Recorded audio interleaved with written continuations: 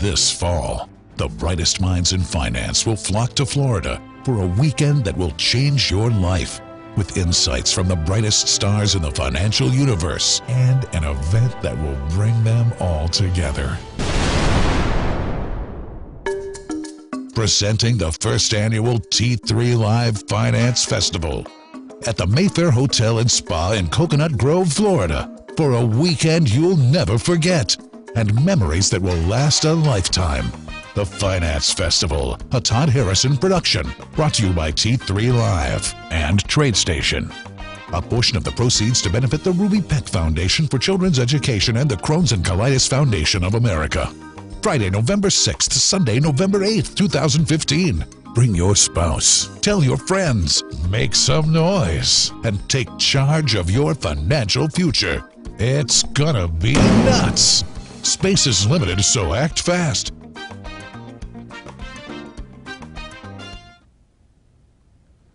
Good morning. My name is Scott Redler, Chief Strategic Officer at T3Live.com. It is Tuesday morning. Welcome to today's morning call. So first thing we do is we take a look at what's going on overseas.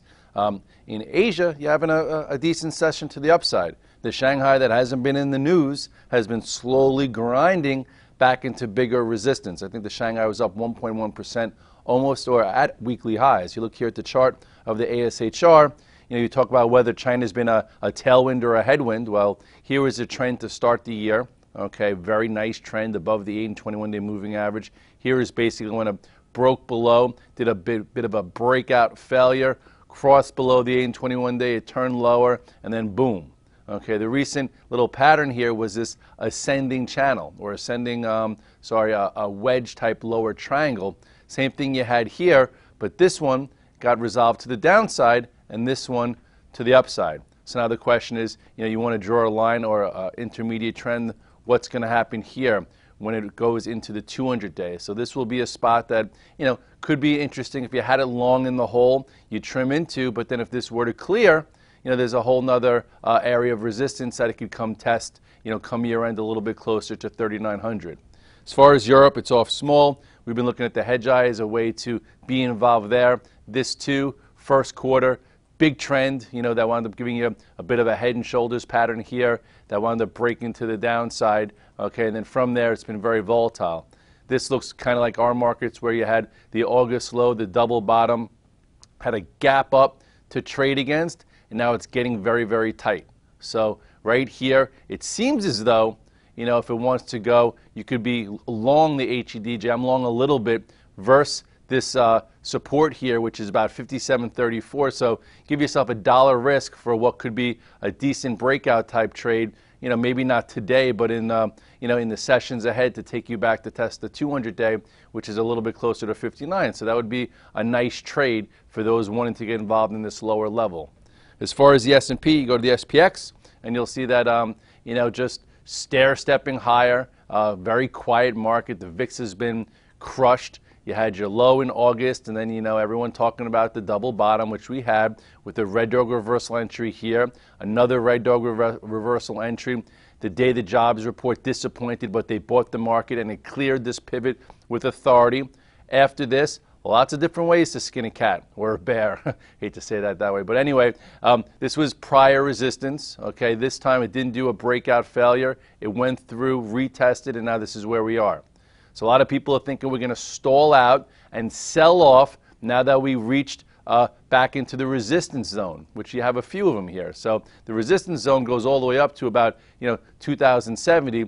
So in order for that to take place, first thing the market's going to have to do is close below an upper floor. And your new upper floor stands right here. So today the futures are down 6-7 handles. So we'll see if this 2022 to 2018 zone holds, and then tries to make a move to bigger resistance. So right here, this is important support in your 8 days, a little bit below 2013. Now, one of the reasons why we're probably down 7-8 handles is because of Big Blue. Not the Giants that lost, but they both are feeling blue. They lost to the Eagles, who dominated them. But anyway, Big Blue, a stock that we've been saying to avoid for a heck of a long time, ever since, I think, my 2013 thesis, okay, broke below this pattern here way back when, and has been pretty much below the 200-day, which we talk about is only a trade, not even an investment. So anyway, I think it's the 14th quarter of decelerating revenues. The street's kind of used to it, so we'll see if the market takes it in stride. You have big support here near 140, and then another level right around 143. So see if this level holds. If you're not an IBM, which you probably shouldn't be taking stock into earnings, this probably needs to hold in order for the market to kind of put it in the penalty box, or maybe even for a trade. So we'll see what happens there. Talking about other technology and high beta, technology has been leading the market. You look at the Qs right here. It's been a sector that has already reclaimed every moving average. I showed you the S&P, how it retested the lows. This did not even come close, showing relative strength, telling you a little bang for the buck here. Broke above this pivot, and now, short term, in order for this to keep its momentum, you would think that what was yesterday's low? We'll take a closer look here. You would think that this spot around 107.38 holds. So down a little bit today might be an opportunity. I kind of think today we might get some relative strength out of the Russell. The Russell, the IWM is trying to play some catch up, maybe with pressure on mega cap like an IBM. Some money comes into the Russell, so see if the IWM goes green first. This sector has been out of play, and just like everything else, it broke down in late August. It broke below the 200-day right here, but before actually, or after breaking its ascending channel right there and losing all the moving averages. So question is now, can this sector, play a little bit of catch up? So you have a little bit of a pivot right here. It did show some small relative strength yesterday. So if you wanted to buy it red, maybe nibble a little bit and put your stop in at 114.40. So buy in the first 15 or so minutes. If it holds this, stay with it. If it happens to clear this 116, you might have a decent little trade up towards this 117-ish area. So right now, lagging a little bit, but I would look at that today. The bios themselves have been very choppy.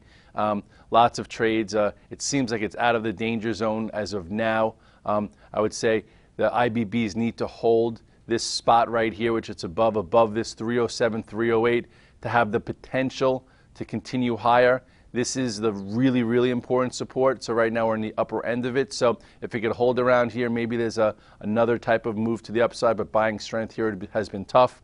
But here is your little inside channel holding higher. So as long as it holds higher, at least it's not a headwind. So we'll see what happens next in the bios. And then as far as the banks are concerned, we went over Morgan yesterday. We said, well, they put Morgan in a hole, and then after a day or so, forget about it. Morgan was a better buy than a sell at the level we talked about. Talked about that 31.5 to 32. Well, it did hold this gap. It's been weaker, so now maybe you could buy it versus. It's probably going to be down a little bit this morning, and then at some point you'll see if it could fill this gap for a trade. But I think if the market's going to stay somewhat firm into year end, they're going to want to probably go after some banks, and this one is underperformed and has a little bit of room to play catch up.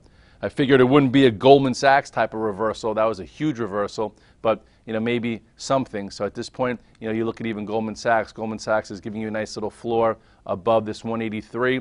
So if you're long this still, maybe stay long it, and then there could be a cash flow trade if this takes out 187, and then it could see also the top of the range, which we're just trying to create trades here for cash flow and for P&L, because that's what we do for a living. JP Morgan, Barron's came out positive on it. Still underneath the 200-day. Not really constructive. You can't really buy too much strength, but I would say as long as it holds this spot, like maybe the 61.75 and builds, maybe you get another trade. This is what happened to it, the day of earnings, and then the next day, pow, right back up. So that's what my thought process was on Morgan. As far as high beta tech has been grinding higher. Every day I've been talking about Google and Amazon. I put the charts out there about will they have a pre-earnings run? Well, they both had pre-earnings runs, so hopefully you made some money there. Just to show you how Amazon above the 8 and 21 day and all the moving averages shows you relative strength. You had a lot of different buy prices. One was right here when it cleared this 540. Some of you might have even bought it in the hole when it kind of did a little red dog reversal here. Then your next buy was when it cleared this spot, which was a little bit closer to 553, and now all of a sudden we're right back at highs. So earnings are on Thursday. So if you were trading it for a run back to highs, maybe you took some off. If you think it'll take this out before earnings, that would definitely squeeze some shorts. There's some news that they hired 100,000 workers for the holidays. Okay, people are like, how did this happen? The online shopping trend isn't new. I don't think my wife has stepped in a store during Christmas in years. You look at the other side of the coin, the coin. Look at Walmart. It's been absolutely annihilated. Why is that? Because people really don't go in stores and shop anymore. So look at this downtrend. It's been going on for a long time. That got accelerated to the downside. Still no bounce. Whereas Amazon has been, in an uptrend. So sometimes you just have to take a little bit of common sense, and you could, apply that towards stocks. But anyway, we're right back over here, a little extended. So we'll see what happens today. Google, very similar, uptrend, right back to highs. We talked about this, little pivot here for a trade that was somewhat quick. That was when it took out this flag type pattern. Remember, it was consolidating that move after your initial run up ahead of the descending channel and then traded above, and now it's right back to highs.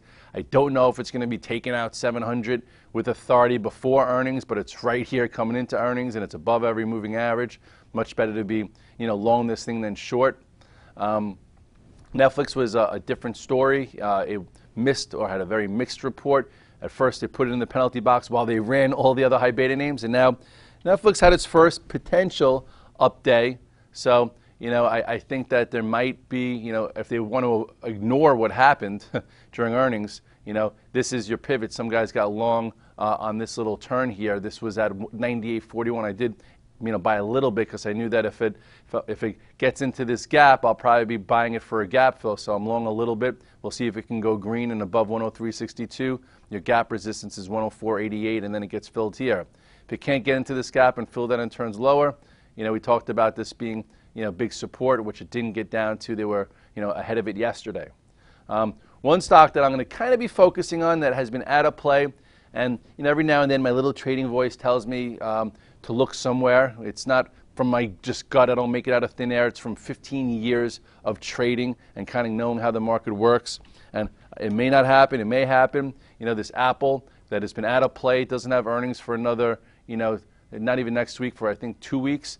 And it's getting very tight.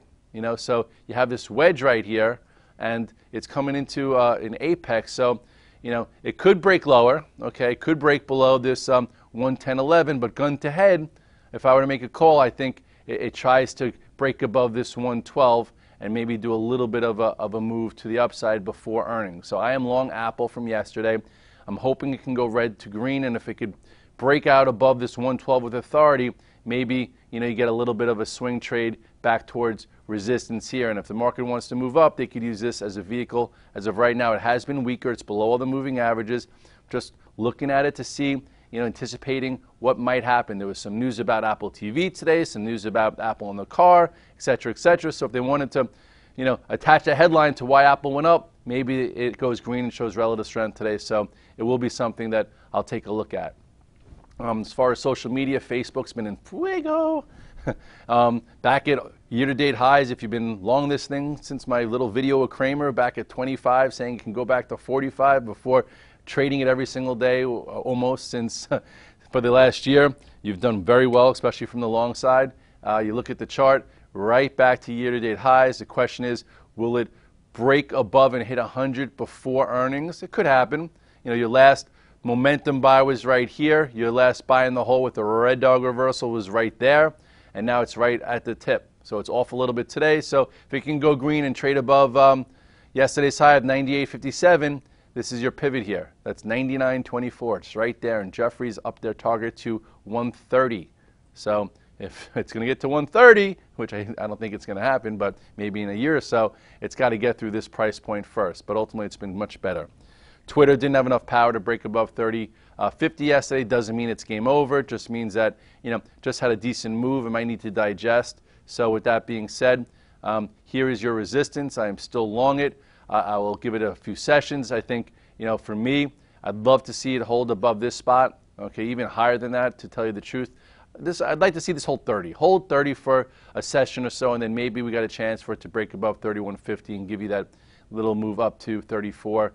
It was a lot higher yesterday. Then Needham came out with a note, I think, saying don't get too excited. Their earnings this quarter The MAUs might not be great, but anyway, I don't know what's priced in. This thing was 52. It's all the way down here.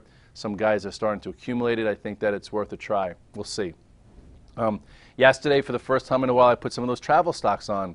Unfortunately, I didn't trade them, but a lot of people did and made some good money. Look at Priceline. Go to yesterday's morning call, and we talked about how this, if they wanted another leader, this could take out this upper flag and give you a nice trade. Well, you had two different buy areas. You had one buy area above this, which was 1342, and then another one and cleared that little 3-day pivot, and now it's right back to highs. If you made money there and are still long it, see if we can go green, trade above this, and those are those highs. Nice trade, something different. Expedia also, guys in the chat room were talking about how it was trending, so I'm like, let me put it on the morning note. Maybe you can make some cash flow, okay? Fit the criteria, above all the moving averages, near highs, broke above this spot, and now it seems like I might want to break above this spot, so something to do. Some guys also talking about CTRP. Let's see what that did yesterday. Starting to curl up a little bit, huge channel since June of almost 6 months. It hasn't extended, but this is a pretty big level. If it can get above this and stay above this with authority, here's your next move. Some of these Chinese names are starting to act better, and this is in a sector that's pretty good, especially here. We talked about BIDU, taking a look there yesterday, for the first time in a while, and wasn't a blockbuster move, but it did go from negative to positive up a few bucks, and that's cash flow for traders, and it cleared this spot. I don't know if it's going to be a blockbuster move, but with the law of round numbers, why can't it get to 160? So with it down a little bit today, maybe it gets a push, especially with the Shanghai at weekly highs. Perhaps that could help. And if it really wants to get going, that's bigger resistance. So something worth looking at.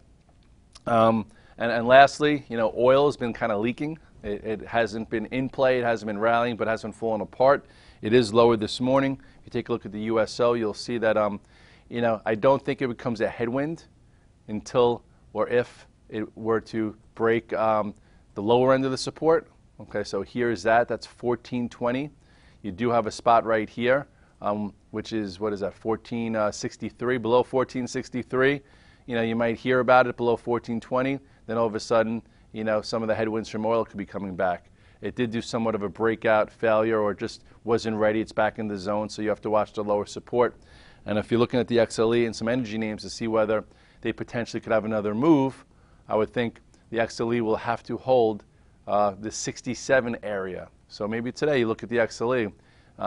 This is a nice little upper channel, okay, above the recent move. This was your igniting bar. This is when it cleared some resistance, and gave you that extra trade, and now it's channeling again. So if you're in it long, just make sure it holds the 67. Below 67, it could lose some momentum. It still does have, a decent amount of room if it wants to continue its counter trend rally and hit something like this. But in order for this to happen, it's probably going to have to hold 67.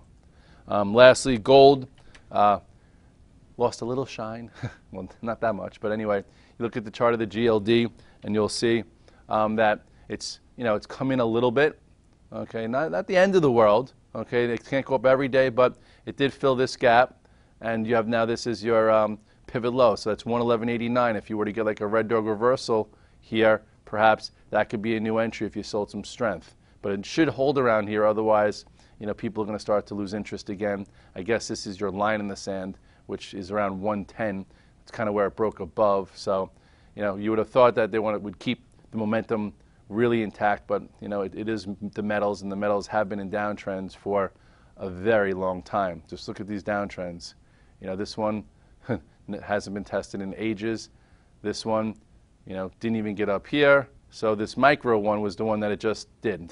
So lots of upset, negative people in pain if they did not sell their GLDs when it broke this pivot here around 160, or when it broke 3-year support at 150. So, you got to trade trends with this. And right now you have this descending channel that all the bugs are talking about, whether it could break and give you a bigger move or not. So at this point, we'll see what happens. With all that said, we are getting a lot more earnings coming out. They haven't been great. Market's hanging around, so you don't want to fall asleep behind the wheel if all of a sudden they shake the tree a little bit today, whereas if we're down today and we don't rally, you're just buying it, and then, we get another day or so to the downside, so be a bit careful. The the big high beta dogs are coming out. Not dogs, you can't call them dogs. Red dogs, those are my friends, so I call them dogs. But dogs usually are stocks that don't move, and you can't say that about Amazon and Google. But that'll be important to see what happens there on Thursday. And then, you know, a lot of very stock-specific moves, lots of decent trades developing based on our system from the Redler All Access note, from all the different instructors that we have all over the VTF. So hopefully you're using your resources, you're taking trades, you're getting long and short, you're sticking with trends, and you're learning and making progress. And we're over midway through October, so hopefully your month is developing well. Have a great day. I'll see you to recap.